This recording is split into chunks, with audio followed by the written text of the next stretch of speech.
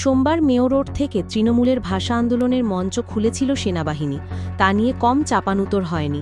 তার ২৪ ঘণ্টা কাটতে না কাটতেই সেনার বেপরোয়া গাড়ির গতি নিয়ে নতুন করে সমস্যা দেখা দিল। মঙ্গলবার বেলা ১১টা নাগাদ মহাকরণের সামনে দিয়ে সেনার একটি ট্রাক বেপরোয়া গতিতে যাওয়ার অভিযোগ তুলে তা আটকে দিল কলকাতা ট্রাফিক পুলিশ।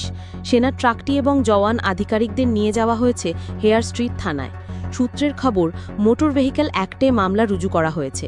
সেনার ট্রাকের ঠিক পিছনেই ছিল কলকাতার পুলিশ কমিশনার মনোজ বর্মার গাড়ি। তার নিরাপত্তার কারণে সেনার গাড়ি আটকানো হয়েছে বলে পুলিশ সূত্রে খবর। যদিও বেপরোয়া গতির বিষয়টি অস্বীকার করে সেনার তরফে জানানো হয়েছে, মহাকরণের সামনে থেকে গাড়িটি বাঁক নেবার সময় পুলিশ তা আটকে দেয়।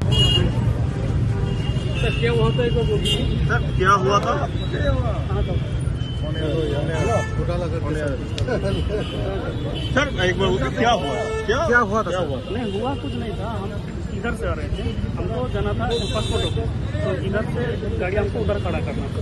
तो यहाँ पे तो उधर जाने के लिए रास्ता नहीं, कहीं का टर्न हुई। तो पीछे से कमिश्नर साहब था, हम लोग गाड़ी इधर चक्का खाली घुमा था खाली, और कमिश्नर साहब पार हो गए। तो उनको लगा था डिस्टर्ब हुआ होगा, इसीलिए गाड़ी को खड़ा किया। क्या गाड़ी आपका ओवर स्पीडिंग था? ओवर स्टीम नहीं था, मैं तो यहाँ उतरने वाला था, तो स्लो था गाड़ी। लेकिन अब तो ओ लेन पे था ना। हाँ, तो यहाँ पे पार्टीशन है, हमको तो ना ध्यान नहीं पड़ा कि हमको तो इधर ही जाना है, रेड लाइट है। अगर रेड लाइट इधर खुल जाएगा तो गाड़ी इधर जाने वाला इधर चला जाएगा। वही आपका पीछे का कमिश्नर की गाड़ी था। हाँ, तो आप तो ड्राइव कर रहे थे?